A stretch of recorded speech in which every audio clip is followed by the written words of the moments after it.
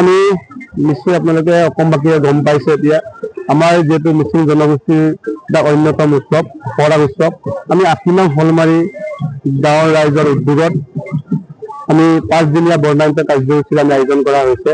আজি আমাৰ দ্বিতীয় দিনা আমি যোৱাকালি আমাৰ প্ৰথম দিনাৰ কাৰ্যসূচী আমি বৃক্ষৰোপণ কাৰ্যসূচী পতাকা উত্তোলন কাৰ্যসূচী আৰু আমি বিশিষ্ট আমি অতিথিসকলক আমি নিমন্ত্ৰণ কৰা হৈছে তেখেতসকলক আমি ইয়ালৈ আমি আদৰি অনা হৈছিলে আৰু আমাৰ মুৰংঘৰটো যিটো আমাৰ মুৰংঘৰৰ আমাৰ ৰীতি নীতি কাৰ্যসূচী আমি যোৱাকালি আমি ঘৰ লোৱাৰ যিটো নিয়ম এই আমি লোৱা হৈছিলে। আজি আমাৰ যিটো কাৰ্যসূচীত আমাৰ আজিৰ দিনটো আমাৰ মেইন সদস্য আজি আমাৰ যিটো মেইন বুলি ক'লে আজি আমাৰ যিটো আমাৰ পঢ়া উৎসৱৰ যিটো নিয়ম এই নিয়মখিনি আমি আজি পালন কৰা যিটো আমাৰ মূল কাৰ্য নিয়মবোৰ হ'ব এই নিয়মবোৰ চলি আছে। এতিয়া আমাৰ যিটো 5টা গাঁৱৰে আমাৰ ইয়কচাৰ আমাৰ মানদান বুলি কয় মানদান কৰি আজি আমি ইয়াত কাৰ্যসূচী আমি কৰা হ'ব।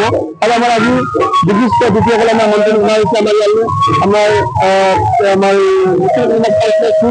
ব্ৰহ্মাণ্ড চাৰিয়া ডাঙৰীয়া আমাৰ ইয়ালৈ আমন্ত্ৰণ কৰা হৈছে। তেখেত আমাৰ আহিব বুলি সমিতিমতে ক'ব দিছে। আমাৰ কেন্দ্ৰীয় সমিতিৰ সভাপতি তিলক বুলে ডাঙৰীয়া আমাৰ ইয়ালৈ আহিম বুলি আমাক খবৰ দিছে। টান দেই পানী নানা নাম পাতে তেখেতে ইয়ালৈ আমাৰ আহিব।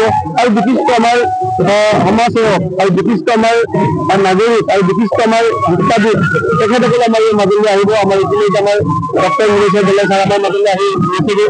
আৰু আমাৰ মাধৱদেৱ মহাবিদ্যালয়ৰ অধ্যাপক, বিদ্যা মহাবিদ্যালয়ৰ অধ্যাপক, অনিৰুদ্ধ মহাবিদ্যালয়ৰ অধ্যক্ষ তেখেতসকলে আমাৰ মাজুলী উপস্থিত হ'ব। আমি নিশ্চয় তেখেতসকলে আদৰণি জনাম। আৰু আমাৰ পঢ়া উৎসৱটো কিদৰে আমি পালন কৰোঁ এই আমি ৰীতি নীতিবিলাক তেখেতসকলক আমি বুজিবৰ কাৰণে আৰু আমি জানিবৰ কাৰণে ৰাইজক জনাবৰ কাৰণে আমি ইয়াত আমি বক্তা হিচাপে তেখেতসকলক আমি আমন্ত্ৰণ কৰা হৈছে।